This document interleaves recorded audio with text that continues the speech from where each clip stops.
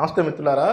మన ఛానల్లో ముఖ్యమైన వార్తలతో పాటు అనేక అంశాల మీద సమగ్రంగా లోతుగా విశ్లేషణ చేసి ఆ వీడియోలు యూట్యూబ్ ద్వారా అందిస్తున్నాం మీకు. సో మన ఛానల్లో కంటెంట్ నచ్చితే మన ఛానల్ సబ్స్క్రైబ్ చేసుకోవడంతో పాటు మీ ఫ్రెండ్స్ బంధువుల చేత కూడా సబ్స్క్రైబ్ చేయించి అట్లాగే మీ అభిప్రాయాన్ని కింద కామెంట్ రూపంలో తెలియజేయడంతో పాటు మన వీడియోస్ని వీళ్ళంత ఎక్కువ మందికి షేర్ చేయండి, అట్లాగే లైక్ చేయండి. ఆంధ్రప్రదేశ్లో ఇప్పుడు మెడికల్ కాలేజీల అంశం రోజు రోజుకు హాట్ టాపిక్గా మారుతుందని చెప్పుకోవాలి.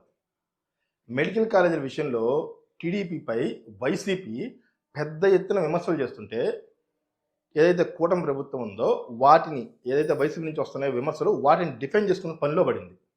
ఈ అంశంలో ప్రస్తుతం టీడీపీ వైసీపీ ఈ రెండు పార్టీల మధ్య మాటల యుద్ధం జరుగుతుంది.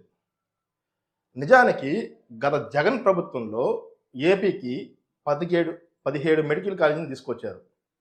వాస్తవానికి ఇది చాలా గొప్ప విషయం కూడా. అప్పటి వరకు ఇన్నేళ్ల కాలంలో కూడా ఏపీలో అన్ని కాలేజీలు లేవు. ఒక్క జగన్ ఉన్న 5 ఏళ్ల కాలంలోనే 17 మెడికల్ కాలేజీలు తీసుకొచ్చారు ఏపీకి. అందులో 5 కాలేజీలు జగన్ ప్రభుత్వం దిగిపోయే లోపలే స్టార్ట్ కూడా అయ్యాయి. మిగిలిన కాలేజీలు కూడా కొంతవరకు పూర్తయి నిర్మాణ దశలో ఉన్నాయి. మొత్తానికి ఇవన్నీ పూర్తయి ఉంటే వాస్తవానికి అదే ఇప్పటి వరకు ఉందో 2360 ఎంబీబీఎస్ సీట్లు కాస్త మొత్తం పూర్తయి ఉంటే ఈ మెడికల్ కాలేజీలన్నీ 4910కి చేరేవి. ఈ కాలేజీల్లో సగం సీట్లు ఫ్రీగా, మిగిలిన సగం సీట్లు కొంత డబ్బు చెల్లించి చదువుకునేందుకు నిర్ణయం జరిగింది. దీనివల్ల పేద మధ్యతరగతి విద్యార్థులకు కూడా డాక్టర్ చదువుకునే అవకాశం ఉండేది. ఏది గతంలో జగన్ తీసుకున్న నిర్ణయం వల్ల. ప్రైవేట్ కాలేజీలో కోట్ల రూపాయలు ఖర్చు పెట్టి పేద మధ్యతరగతి వారు ఈ డాక్టర్ ఏదైతే వైద్య విధి ఉందో అది చదువుకునే పరిస్థితి అయితే ఉండదు. ఏదైనా రిచ్ పీపుల్ మాత్రమే కోట్ల రూపాయలు ఖర్చు పెట్టి ఏడాదికి చదివించగలరు, కానీ పేద మధ్యతరగతి వాళ్ళు మాత్రం ఆ స్తోమత వాళ్ళకి ఉండదు, వాళ్ళు చదివించుకోలేరు. సో ఈ కారణంగా చాలామంది వైద్య విద్య చదవాలని ఆశ ఉన్నా టాలెంట్ ఉన్నా కూడా చదవలేని పరిస్థితి ఉండేది. బాగా చదివే టాలెంట్ ఉండి కూడా విద్యార్థులు జగన్ గారు తీసుకునే నిర్ణయం అనుకూలంగా ఉండేది. బాగా చదువుకునే వాళ్ళకి వైద్య విద్య చదవాలని చెప్పి ఇంట్రెస్ట్తో పాటు చదివే టాలెంట్ ఉన్న వాళ్ళకి జగన్ తీసుకునే నిర్ణయం అనుకూలంగా ఉండేది. అయితే 2024 ఎన్నికల్లో కూటమి ప్రభుత్వం అధికారంలోకి వచ్చాక మెడికల్ కాలేజ్ అంశంలో కొత్త నిర్ణయం తీసుకుంది. పీపీపీ మోడల్లో 10 మెడికల్ కాలేజీలను 2 విడతలుగా నిర్మించాలని భావించింది. అందుకు ఏపీ క్యాబినెట్ ఏదైతే ఉందో అది కూడా గ్రీన్ సిగ్నల్ కూడా ఇచ్చింది.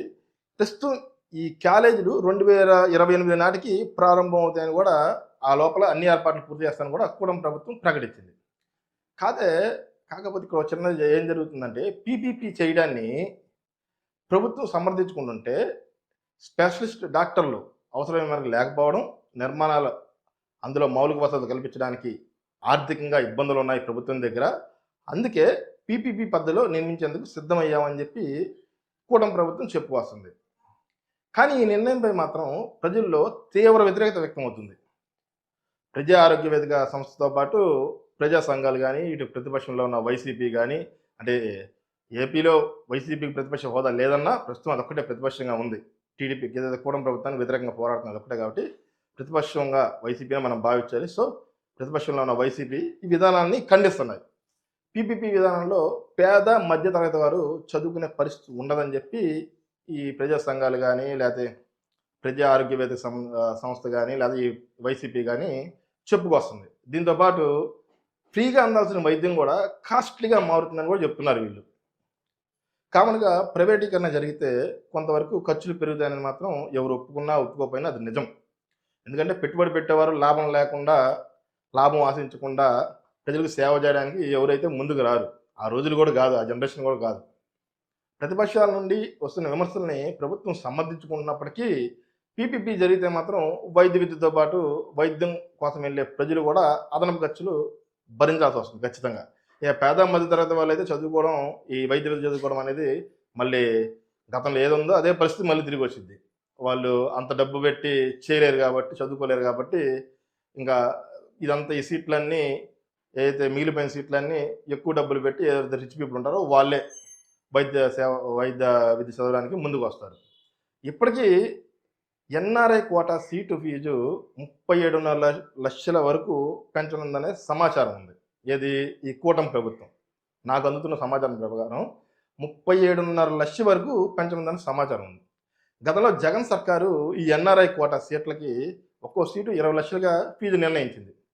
ఒకవేళ కూటమి ప్రభుత్వం నేను చెప్పినట్టుగా భారీగా పెంచితే మాత్రం అప్పుడు NRI quota seat total fees వచ్చేసి 57.5 లక్షలకు చేరుతుంది. గతంలో 20 లక్షలుగా అప్పుడు జగన్ ఉన్నప్పుడు తీసుకున్న నిర్ణయం ఇప్పుడు ప్రస్తుతం ఏదైతే పెంచిందో 37.5 లక్ష మొత్తం టోటల్ కలిపి 57.5 లక్షలు జరుగుతుంది ఒక్క సీటు ఖరీదు. ఇది ప్రైవేట్ మెడికల్ కాలేజీ కన్నా ఎక్కువనే చెప్పాలి. ఇంత అధికంగా ఫీజులు పెరగడం వల్ల రేపు ఏదైతే ఈ పీపీపీ పద్ధతిలో పాల్గొనడానికి టెండర్లు వస్తాయో వాటిల మధ్య కూడా గట్టి పోటీ ఉంటుంది. గతంలో వైసీపీ ప్రభుత్వం సెల్ఫ్ ఫైనాన్స్ విధానం ఏర్పాటు చేసింది. ఏది గతంలో జగన్ సర్కార్ ఉన్నప్పుడు ఈ మెడికల్ కాలేజెస్లోనే. అప్పట్లో ప్రతిపక్షంలో ఉన్న కూటమి పార్టీలు దీన్ని తీవ్ర స్థాయిలో వ్యతిరేకించాయి. ఈ సెల్ఫ్ ఫైనాన్స్ ఏదైతే విధానం ఉందో దాన్ని తీవ్ర స్థాయిలో వ్యతిరేకించాయి. ఇప్పుడు మంత్రిగా ఉన్న నారా లోకేష్ కూడా అప్పట్లో కూటమి అధికారంలోకి వస్తే 100 రోజుల్లోనే ఈ సెల్ఫ్ ఫైనాన్స్ విధానం రద్దు చేస్తామని అప్పట్లో హామీ కూడా ఇచ్చారు. అయితే ఇదైతే ఇప్పుడేం జరగలా. తీరా ఇది చూస్తే పీపీపీ పద్ధతిలోకి వెళ్ళిపోతున్నాయి.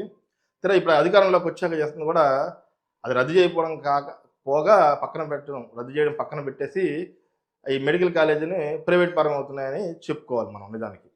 ఏదేమైనా ప్రభుత్వం తీసుకున్న పీపీపీ విధానంపై ప్రజల్లో భారీ స్థాయిలోనే అసంతృప్తి కనబడుతుందని చెప్పుకోవాలి. కూటమి నాయకులు, మంత్రులు ఎంత కవర్ చేసే ప్రయత్నం చేసినప్పటికీ ప్రజల నుండి వస్తున్న వ్యతిరేకత తీవ్ర స్థాయిలోనే ఉందని చెప్పుకోవాలి. సో ప్రభుత్వం పీపీపీ విషయంలో మరోసారి ఆలోచించి నిర్ణయం తీసుకుంటే బాగుంటుంది. మరోవైపు ఇదే పీపీపీ మెడికల్ కాలేజ్ అంశంలో జగన్ ఆందోళన చేసేందుకు సిద్ధమవుతున్నారని చెప్పి కూడా టాక్ వినపడుతుంది. దాదాపుగా ఒక్కో మెడికల్ కాలేజ్ దగ్గర 1,00,000 మంది వైద్య విద్యార్థులను అట్లాగే వాళ్ళ పేరెంట్స్ ఎవరున్నారో వాళ్ళతోనే 1,00,000 మందితో ఈ మెడికల్ కాలేజీ దగ్గర ఒక్కో కాలేజీ దగ్గర నిరసన వ్యక్తం చేయాలని చెప్పి వైసీపీ పార్టీ ఆలోచిస్తున్నట్టు కూడా ప్రచారం జరుగుతుంది. సో ఇదే జరిగితే కూటమి ప్రభుత్వానికి ఇది మరో సమస్య ప్రస్తుతో పాటు పెద్ద తలనొప్పిగా మారే అవకాశం ఉంది. వచ్చే ఎన్నికల్లో దీని ప్రభావం కూడా కనబడే అవకాశం ఉంది.